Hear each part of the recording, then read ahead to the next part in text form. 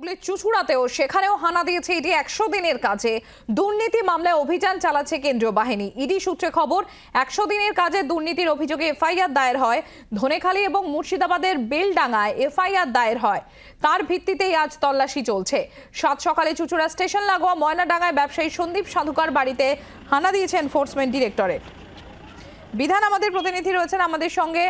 বিধান, কি এখনো পর্যন্ত আপডেট কি পাওয়া যাচ্ছে? ইডি তল্লাশি চলছে এবং এই সন্দীপ সাধুকার যার বাড়িতে ইডি হানা দিয়েছে, কি অভিযোগ রয়েছে এই সন্দীপ সাধুকার বিরুদ্ধে?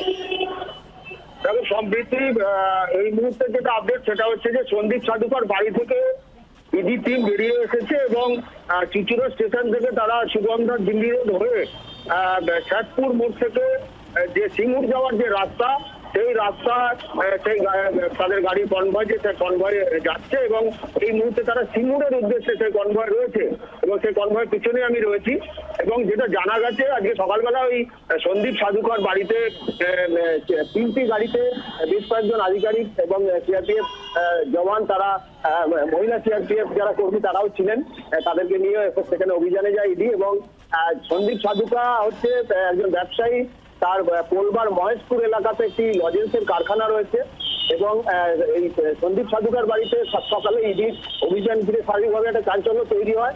তার প্রতিবেশী যারা রয়েছেন তারা কিন্তু এই ঘটনায় হতবাক হয়ে যান যে সন্দীপ সাধুকার বাড়িতে হঠাৎ করে কেন কেন্দ্রীয় এজেন্সি হানা দিল।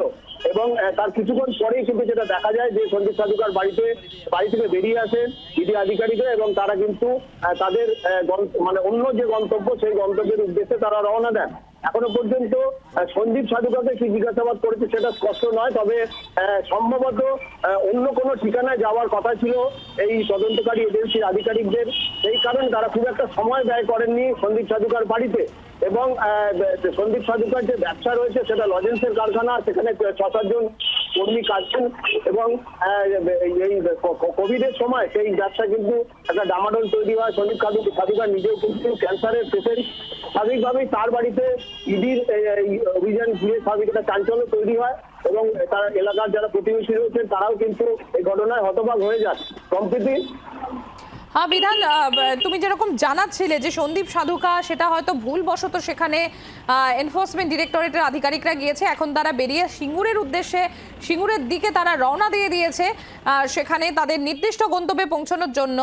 এখন এই মুহূর্তে কোথায় রয়েছেন ইডি আধিকারিকরা?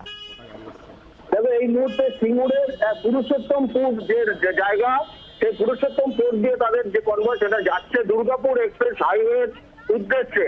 এবং যে 3টি গাড়ি করে তারা এসেছে সেই 3টি গাড়ির কনভয় রয়েছে তাদের, সেই আধিকারিকরা তারা কিন্তু এই মুহূর্তে সিঙ্গুরের পুরুষোত্তমপুর মোড় পার হয়ে দুর্গাপুর এক্সপ্রেস হাইওয়ের দিকে যাচ্ছে এবং সম্ভবত তাদের অন্য কোনো গন্তব্য রয়েছে, কারণ ইডি আধিকারিকরা সন্দীপ সাধুকার বাড়িতে আমরা কথা বলার চেষ্টা করেছিলাম, তারা কিন্তু স্পষ্ট করে কোনো কিছু বলতে চাননি। তবে যেটা মনে করা হচ্ছে যে সন্দীপ সাধুকার বাড়িতে সম্ভবত তাদের যাওয়ার কথা ছিল না, কারণ যে সময় তারা ওখানে ব্যয় করেছেন একটা তল্লাশি অভিযানে গেলে স্বাভাবিক একটা সময় লাগে, তুমি জানো। এই সময় কিন্তু তারা তুমি ঠিক যে বিষয়টি বলছিলে যে সন্দীপ সাধুকার বাড়িতে ইডি আধিকারিকরা আসতে, সেখানে আশেপাশের যারা লোক তারাও রীতিমতো হতবাক। আমরা একবার শুনে নেবো স্থানীয় বাসিন্দারা তারা কি বলছেন। বিধান, তুমি সঙ্গে থাকো।